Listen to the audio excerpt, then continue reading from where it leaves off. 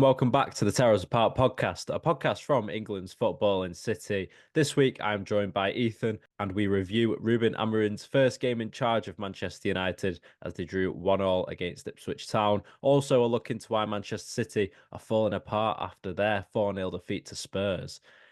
Let's get straight into it, Ethan. So, Manchester United, like I say, they drew 1-1 with Ipswich on Sunday. Marcus Rashford opened the scoring inside 81 seconds after a good build-up play from Ahmad and Bruno Fernandes. That momentum didn't carry on in the game for United, though, as Amari Hutchinson's shot deflected off Nusayr Mazraoui's head to equalise 2 minutes before half-time. Second half proved to be a battle, but with no reward for either side, as both teams come away with a point, and United still sit in 12th in the Premier League. Now, Ethan, will Ruben Amorim be happy with that result, considering he only had two training sessions with the team beforehand? No, he won't be. Which is a testament to who he is as a manager. I think he has been very clear in his interviews before the game that he expects to win games, but he was also realistic and honest that they hadn't played games, and Ipswich obviously they're not one of the strongest teams in the Premier League, that's clear, but they've got a clear identity and a clear way of playing, and their amount of time under Kieran McKenna showed compared to obviously the United players under Ruben Amorim because they were able to dominate the ball after the first goal. You're thinking after 2 minutes, you're thinking, oh, hello, or it could be on for something. But then pretty much after that, Ipswich dominated the game. But Amorim was honest about that, and he said about how the players need time, and they sort of got picked because they had availability, and players will get their chances, and they need to learn all these things. And yeah, so he won't be happy with the result, but I think it's realistic. Like it's not. It would be stupid to suggest. It'd be naive to think that everything was going to change like that. Like it was. It was never going to be like that. It's going to take a long time because these players need to learn a completely different style. Um, but a point, it's not great, but it'll do. But they just need to keep pushing on now in each training session. You mentioned about style there. Ahmad, I thought, had a really good game at right wing Yeah. back, but you could see parts that in not just him, but in United as well, the defensive frailties were sort of still there. Which two players can you see will play regularly, sort of in those wing back spots, do you think? Um, well, it's weird because I thought he might try Ahmed in the 10 because I think maybe he could be at his best in the 10 potentially, but obviously it looks like he's going to try him as a wing back. I guess United are probably more stacked in the 10 positions with Mount, with Bruno, with potentially Rashford, Garnacho, etc. So maybe you think wing back's an option. So I don't know. It's hard to say because that team felt like a bit of a makeshift team that you just go with what you have.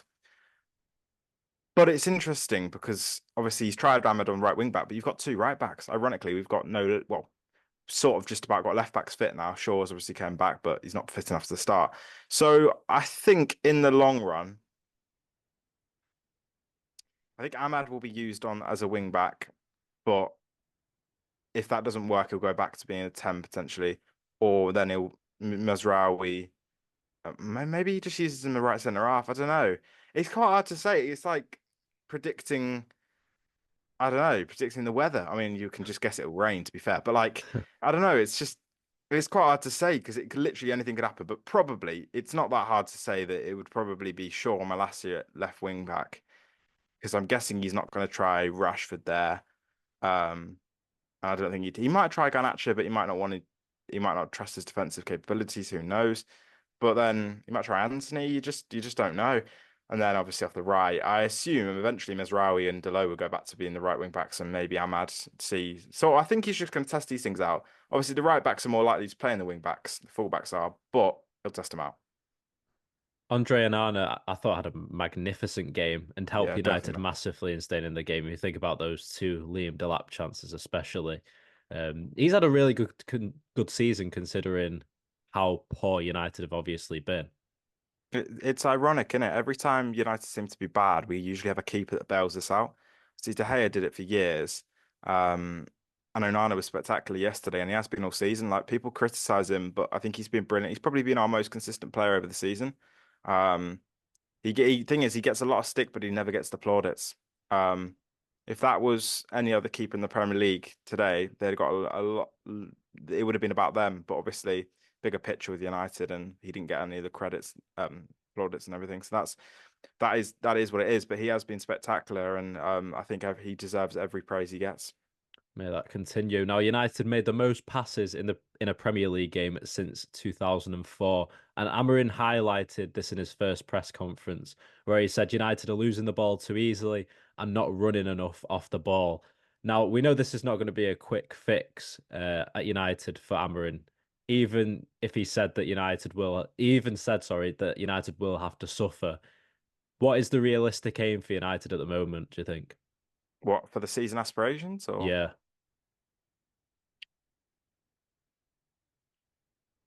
top six? I think because top four is quite strong. I don't know if we can. We're not in a position where we're stronger than Aston Villa or Liverpool, City, Arsenal, etc. So I think top six is where I think we could compete with Tottenham.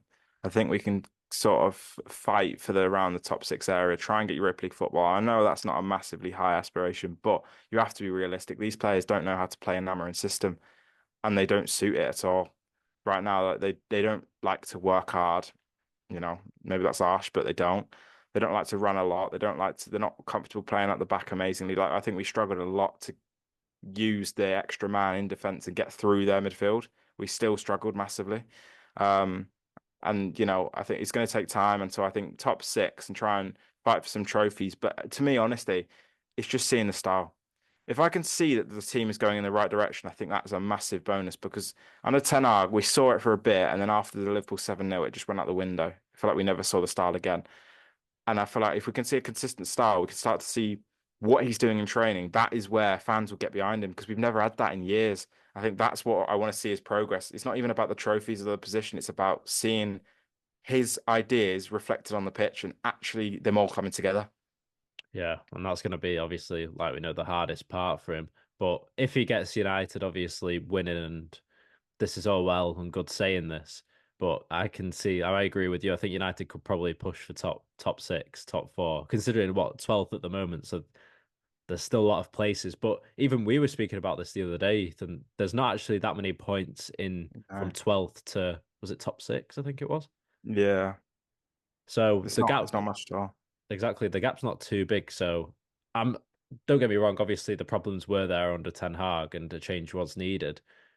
But it's league wise, it's not as bad as everyone's thinking. And United's still in all of the four competitions this season, of course. Got Spurs upcoming in a couple of weeks in the Carabao Cup quarter-finals. So there's still a lot to play for. I don't think people can say that United are going to throw this season away because, I mean, if you're still fighting in all competitions, then there's no point giving up.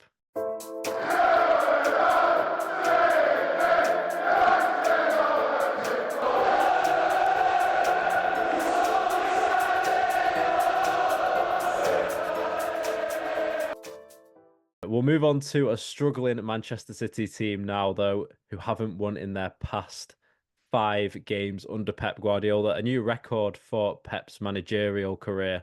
As the Blues lost 4-0 to Spurs on Saturday night, the blueprint is there to beat City more than ever now, Ethan. But with your eyes, what do you see is the current problems that City face at the moment? I think the system was adapted to Rodri, and I think it only works with Rodri.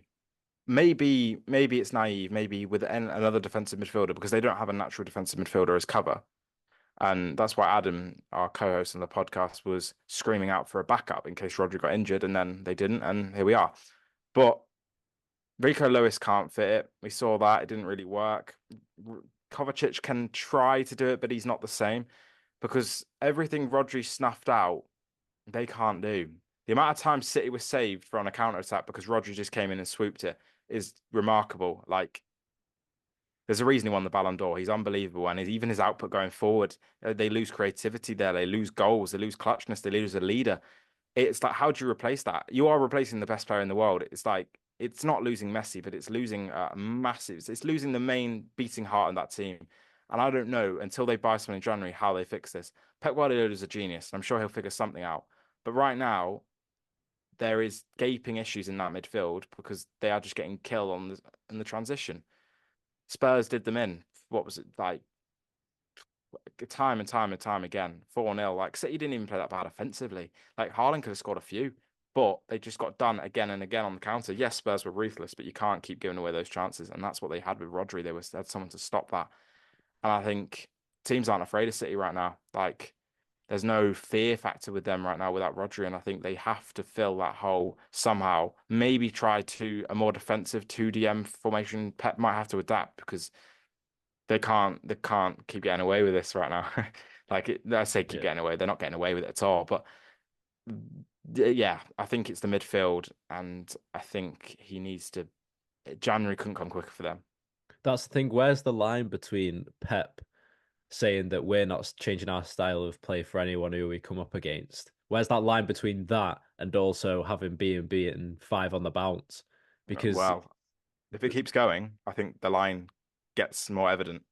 yeah, and City have obviously this week got Feyenoord and Liverpool at the weekend, so two really tough games.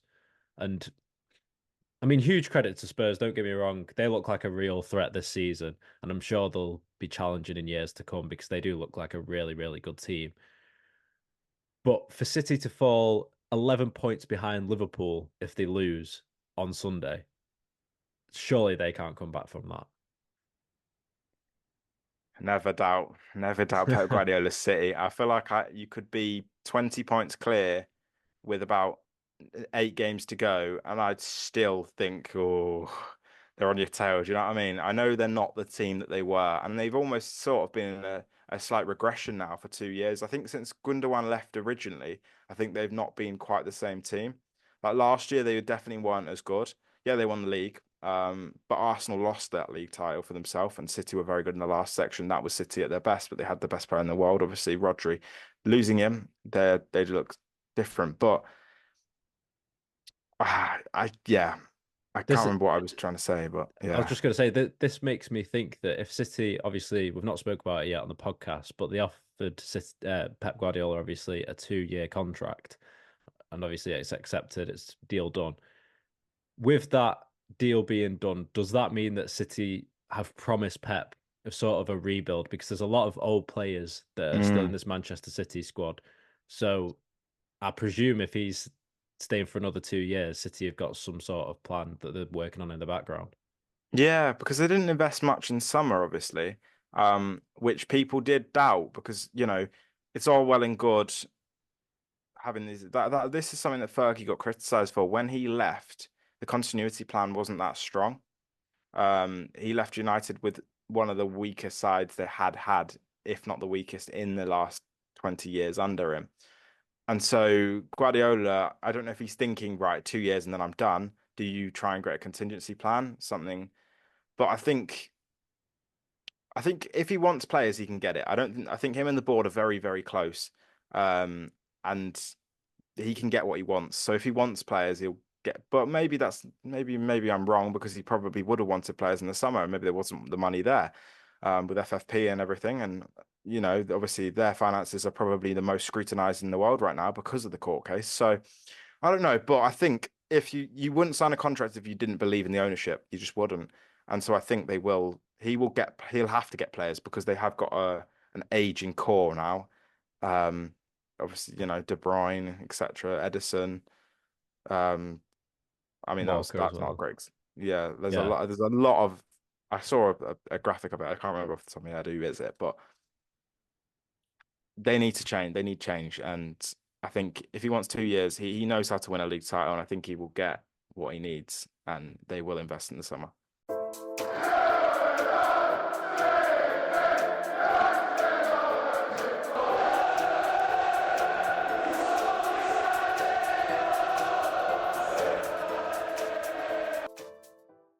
Let's go on to the previews now very quickly. I mentioned the two games City have this week against Feyenoord and Liverpool. The Feyenoord game, it seems like this is a perfect game where City can right the wrongs. Yeah, yeah. I thought you mentioned it was a tough game. I mean, it's a tough place to go to, but I think it's one that even with or without Rodri, City should be winning. Um, I think they're fortunate that Liverpool isn't now and that it's not a six in a row sort of thing. But you'd think that they should get back on track now, although Feyenoord will be up for it. They'll be firing at all cylinders. This is the best time to play Manchester City in probably the last 5, 6, 7 years.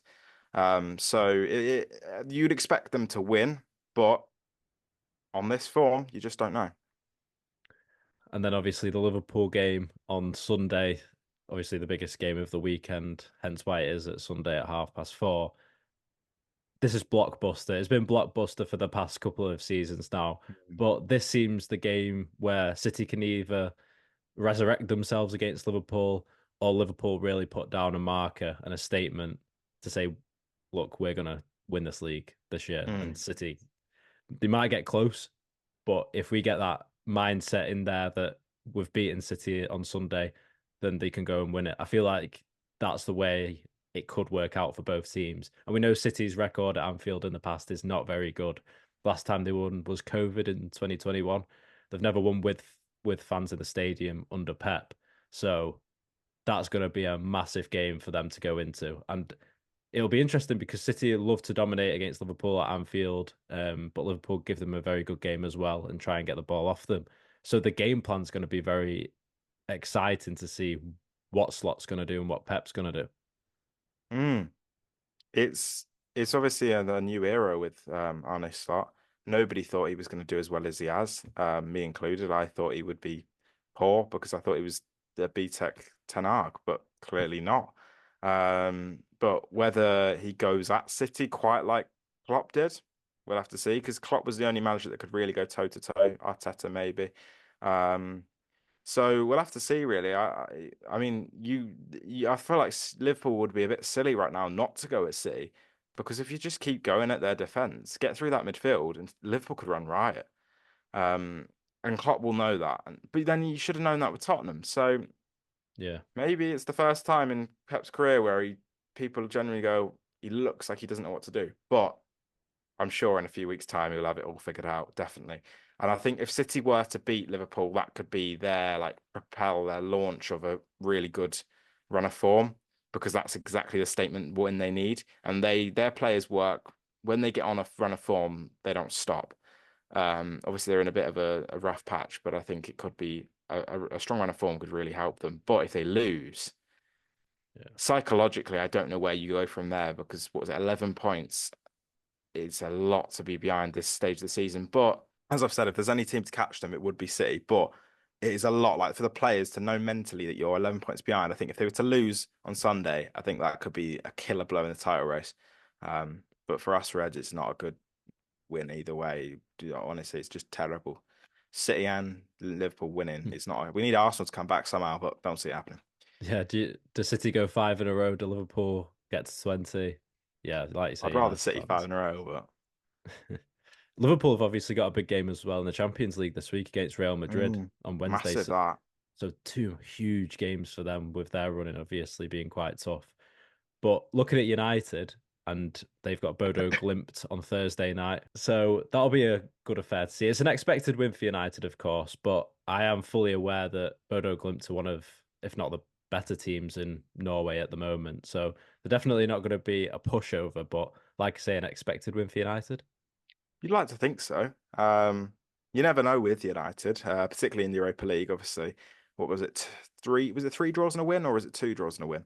But Three, I think. three draws and a win. But the form has been a bit shaky. Obviously, that's 10 out, but not much can change right now. But you need to win these games. Like they need to get up into the higher rankings of that Europa League system now. You'd like to think so. It's got to be done. I'd like to think that United would try and play good football, dominate the ball. I'd like to see them have a lot more of the ball, because Yeah. I don't think we had enough of the ball against Ipswich, and that's not Amorim's system. So yeah, hopefully some nice good play, and yeah, should be 3 points hopefully. And then Everton on Sunday for United as well at 1:30, because obviously City are playing Liverpool later, like we spoke about. Everton 0-0 at the weekend against Brentford. They're in sort of turmoil at the moment because Dyche isn't the right man for Everton, but the board see it as they're having to see it out until the end of the season for them to come up with a whole new game plan for everything, new stadium, new players, new manager. So that's what Everton are thinking at the moment. But for United, I say expected win, but Everton seem to put up a fight against United more Mm. than not, really, it seems, from past history anyway.